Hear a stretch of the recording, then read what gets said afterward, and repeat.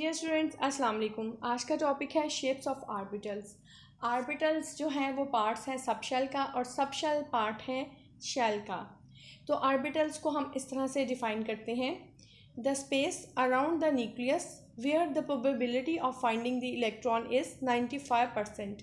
यानी ये आर्बिटल्स वो जगह है जहाँ पर मैक्सिमम जो है इलेक्ट्रॉन की फाइंडिंग की या मौजूद होने की जो है वो प्रोबेबिलिटी होगी। और ऐसे दो आर्बिटल्स के दरमियान वाला जो हिस्सा होता है या जो स्पेस होती है जहाँ पर इलेक्ट्रॉन नहीं होते उसे हम नोडल प्लेन कहते हैं।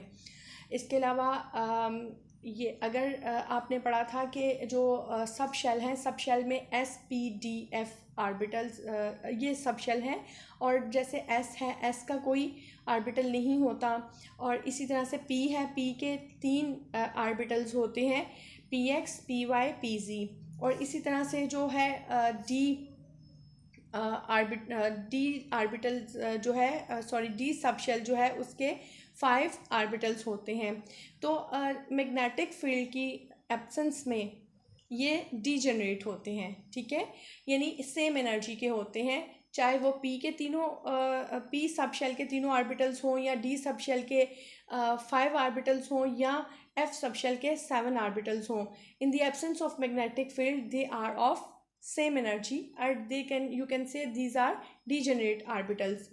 जब हम मैग्नेटिक फील्ड अप्लाई करते हैं तो ये आर्बिटल्स जो होते हैं ये 3 डायमेंशन में एक स्पेसिफिक अरेंजमेंट को एज्यूम कर लेते हैं और वो एक्स एक्सिस या वाई एक्सिस या जी एक्सिस के अलोंग होती है। चलिए हम डिस्कस करते हैं कि एस आर्बिटल्स की शेप क्या है।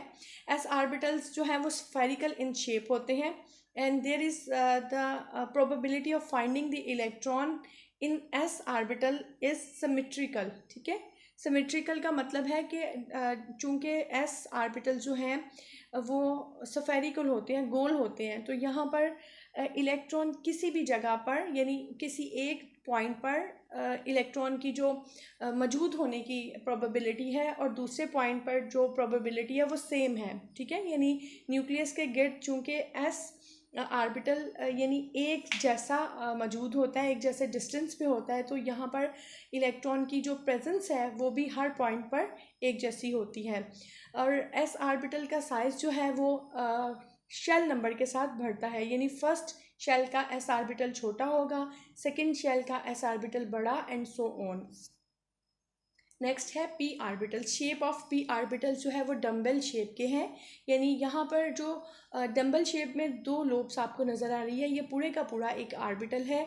इसके सेंटर में 0 पॉइंट है या नोडल प्लेन आप समझ लें, या यहाँ पर जो सेंटर वाला एरिया है 2 लोब्स के जो जहाँ पे यूनाइट करती हैं वहाँ पर इलेक्ट्रॉन की प्रोबेबिलिटी 0 है। ठीक है, और लोब्स के अंदर इलेक्ट्रॉन जो है वो मैक्सिमम रिजाइड करता है। जो पी आर्बिटल्स हैं वो पी एक्स हो सकते हैं, पी वाई हो सकते हैं और पी जी, यानी होते तो ये डीजनरेट हैं। ठीक है, इन the absence of magnetic field ये डीजनरेट है, सेम एनर्जी के हैं, लेकिन जब इन मैग्नेटिक फील्ड को अप्लाई करते हैं तो ये पी आर्बिटल्स जो हैं, जो 3 पी आर्बिटल्स हैं वो अलग अलग एक्सिस में अलाइन करते हैं। ठीक है, एक वाई एक्सिस के साथ, एक एक्स एक्सिस के साथ और एक जी एक्सिस के साथ। इस पूरे वाले यानी 2 लोब्स वाले को पूरा एक आर्बिटल बोलेंगे। तो आप ये इसको ड्रॉ कैसे करना है, इसे आपने 3 डायमेंशनल एक्सिस आप ड्रॉ कर लें, यानी एक्स वाई जी। आप सबसे पहले एक्सिस को ड्रॉ कर लें, 3 लाइंस को ड्रॉ कर लें, म्यूचुअली परपेंडिकुलर लाइंस को ड्रॉ कर लें।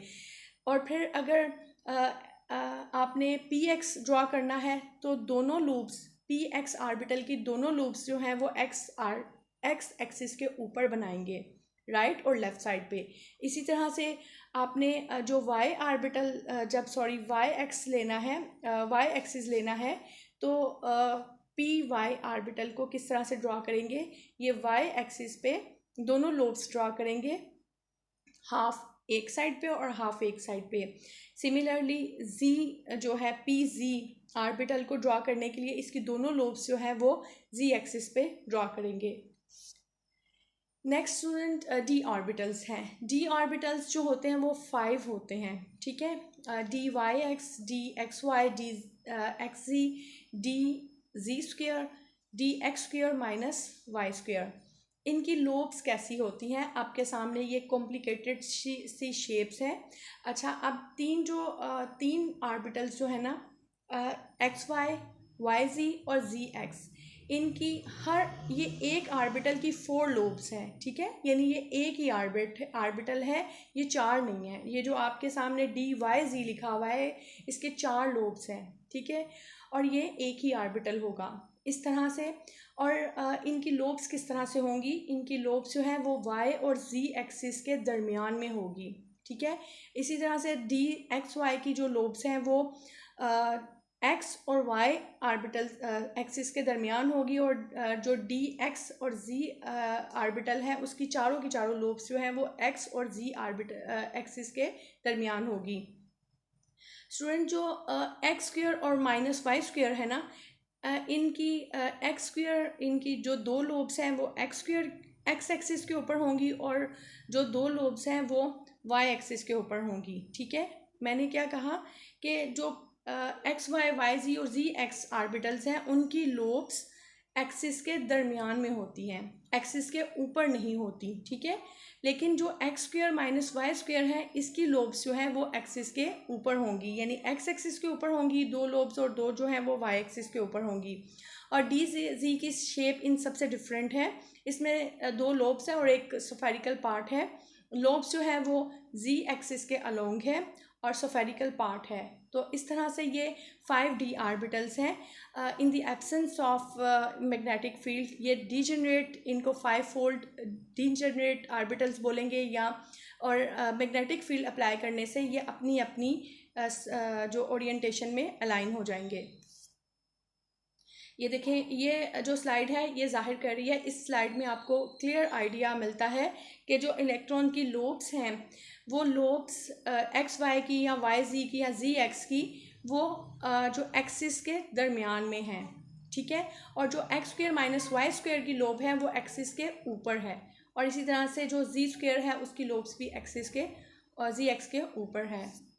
इसको ड्रा करने के लिए आप एक्स वाई जी 3 म्यूचुअली परपेंडिकुलर एक्सिस ड्रा करेंगे, ठीक है, या आप 2 लाइंस भी ड्रा कर लें। आप देखें इनकी ड्राइंग बिल्कुल सेम है, सिर्फ जो एक्सिस है ना उनको चेंज कर दें, तो आपके जो रिक्वायर्ड रिजल्ट है ना इन द के ये जो लोब्स हैं वो सेंटर में, एक्सिस के सेंटर में मौजूद होती हैं, ये फुलफिल हो जाएगा। इसके बाद आप ये देखें, x square minus y square और जी स्क्वायर वाली जो ऑर्बिटल्स हैं उनकी तो क्लियर पिक्चर है कि उनकी लोब्स जो हैं वो एक्सिस के ऊपर होती हैं। सिर्फ ड्रा करने में यहाँ प्रॉब्लम आती है एक्स वाई, वाई जी और जी एक्स। तो आप ड्राइंग एक ही रखें और इनके प्लेन्स जो हैं, इनके एक्सिस जो हैं वो उनको डिनोट कर दें, ठीक है, अकॉर्डिंगली। स्टूडेंट, ये एक पिक्चर है जो रिप्रेजेंट करती है डिफरेंट शेल्स, उनके डिफरेंट सब शेल और ऑर्बिटल्स। ये कलेक्टिवली इस तरह से, यानी आप एक इमेजिन कर सकते हैं कि डिफरेंट ऑर्बिटल्स और वो अपने अपने सब शेल और अपने शेल के साथ किस तरह से एटम के गिर्द एक जो है वो एक स्पेस बनाते हैं, किस तरह से वो अलाइन होते हैं, ठीक है। आई होप कि ये टॉपिक आपको क्लियर हो गया होगा। Thank you.